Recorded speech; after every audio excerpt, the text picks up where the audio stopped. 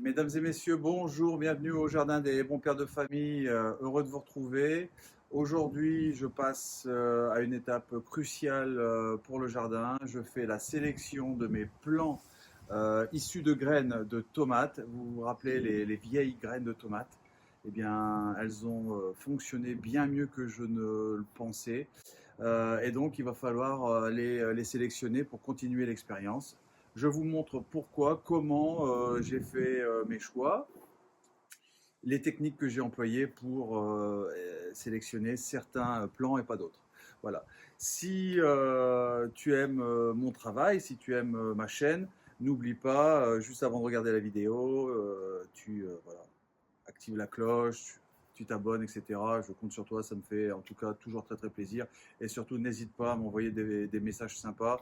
On est une dizaine à peu près de personnes à avoir des discussions assez régulièrement et je trouve ça formidable. Voilà, donc on se retrouve tout de suite de bon matin parce que j'avais commencé la sélection de bon matin et je vous montre ça tout de suite. Allez, let's go.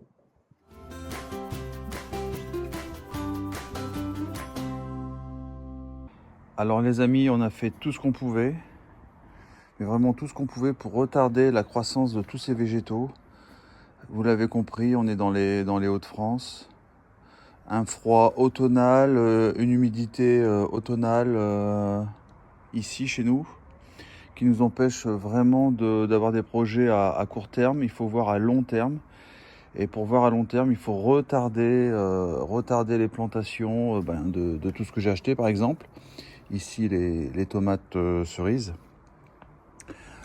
Et on va essayer de retarder leur croissance. Alors ici, je ne sais pas si vous vous rappelez, ce sont les graines, là, de tomates. Des graines de tomates qui avaient plus de 10 ans pour certaines. Donc vous voyez, pour certaines, échec et mat. Ah non, ah bah si, mais ça c'était pas des tomates, c'était des choux. Voilà. Je les ai tour à tour privés de lumière, ou alors privés de chaleur, etc., pour empêcher leur croissance. Voilà. Donc c'est ce que j'ai réussi, mais là ça devient trop fourni. Il faut vraiment réagir. Donc on va dépoter tout ça et puis essayer de faire des choses proprement. Ici, les petits moineaux. Et là, ce sont des choux. Alors vous voyez, il y a des choux qui sortent du lot. Bon, ça c'est pas des choux. Ce ne sont pas des choux plutôt. Là, des piments. Bon, bah, celui-là, il est repiqué. Hein.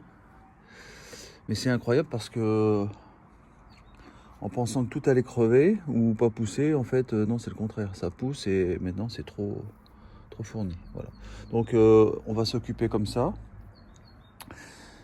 Ici les dahlias souffrent, donc obligé de les humidifier à nouveau.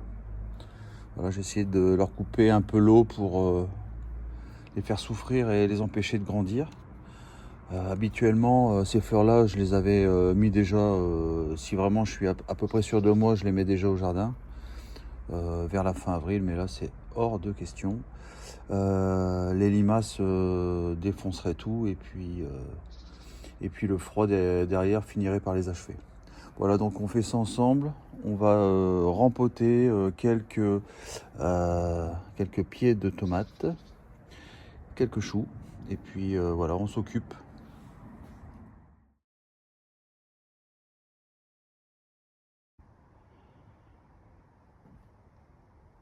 Et voilà, comme d'habitude, on va préparer donc chaque godet. Vous voyez, un petit bout de bambou, ça suffit largement. Ça fait très bien l'affaire. Et moi, je ne suis pas un mangeur de tomates. J'aime bien les calories. Donc j'aime la pomme de terre, les haricots. Et ça, c'est pas le... Ça, c'est l'amusement. Là, c'est le plaisir, mais c'est pas forcément ce que j'attends pour me nourrir en profondeur, comme on dit. Voilà. Donc, chaque godet est prêt. On va y installer par rangée, une variété de tomates. On va commencer avec celle-ci. Pourquoi? Parce que, c'est de la blanche, je ne sais pas ce que c'est, et surtout, c'est la plus vieille, 2013. Elle m'offre visiblement des beaux spécimens. On va les démarier en douceur, et puis on va les placer dans une première rangée.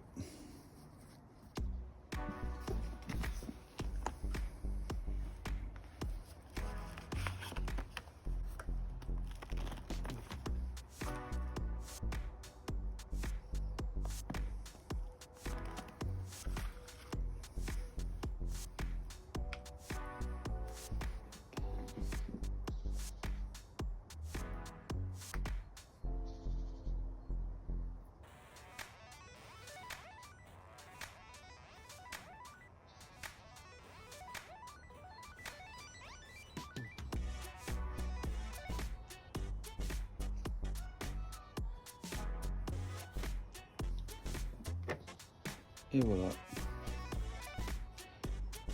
3 blanches.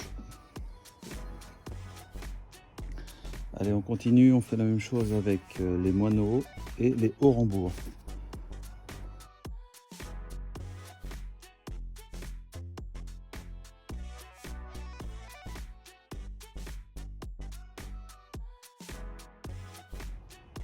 Allez, on poursuit l'aventure avec les Tigirella 2014, évidemment. On va prendre toujours les plus vieilles. Alors, si on peut, on prend sur l'extérieur les plus beaux spécimens. Alors, celui-là, non. Non. Alors, celui-là, 3 feuilles. Pourquoi pas une. Celle-là, non. Celle-là, oui. Est-ce que j'arriverai à la choper? Voilà.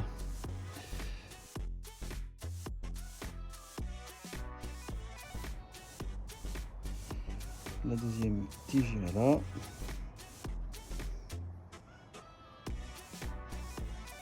Donc pourquoi je les ai choisis elles et pas les autres? Parce que 2014, 10 ans, je voudrais bien savoir si elles sont capables ou pas de donner des fruits. Voilà. Et une troisième. Bon, les autres je les garde en sécu. Je vais leur remettre à nouveau un petit peu de terre et puis on verra ce que ça donne. Voilà donc les Tigirella 2014. Voilà les amis, le processus de sélection donc pour aujourd'hui est terminé. On a donc gardé des Altaï, non, pardon, ça c'est des hauts-rembours parce qu'il y avait 2 sortes de graines, les graines Cocopelli et les graines Pascal Pot. Donc j'ai voulu quand même garder des hauts-rembours de chaque semencier. Quelques piments, j'ai gardé quelques choux, je ne sais pas du tout ce que c'est comme type de chou. Ici les tomates que mon ami Jean-Marc m'a donné, donc elles sont sélectionnées d'office. Ici on se donne encore un peu de temps, commence à sortir un peu de terre les sibérianes et les Altaï, on va voir un petit peu, et puis ici des vieilles graines. Donc je leur laisse encore un petit peu de temps. Et voilà, là c'est la sélection définitive. Donc ici des tomates cerises. Ici donc les blanches. Ici les blanches. Ici les bleues. Donc je les ai gardées parce qu'elles étaient originales mais surtout très vieilles. Des vieilles, c'est-à-dire 2013 et ici 2015 je crois. Petit moineau, hauts-rembours et ici Tigirella. Donc le processus des légumes fruits est terminé, ainsi que pour les choux et on verra un petit peu si des amis veulent faire des échanges. Mais voilà. Ça fait environ une trentaine de pieds de tomates. Il y en a beaucoup trop pour nous. Voilà, mais bon. Donc ça, destiné à la poubelle ou à des amis. Et puis ici, donc je vous rappelle, les concombres. Donc 2 à 3 graines par pot, j'en garderai que une, à moins que tout soit magnifique. 6 pieds, c'est largement suffisant pour nous. Après, on est écœuré. Voilà, donc 6 jusqu'à 12, on verra. Pieds de futurs concombres. Voilà les amis, sur ce je vous laisse. Je vous dis à demain pour voir l'efficacité des pièges à bière avec les limaces. Comme vous pouvez voir, les fruits se développent au jardin urbain, ça fait chaud au cœur. Demain, j'espère avoir un peu le même résultat avec mes salades qui ont été attaquées de toutes parts par ces satanées limaces. Je vous embrasse, n'hésitez pas à vous abonner à la chaîne et à me soutenir. À très bientôt, à demain.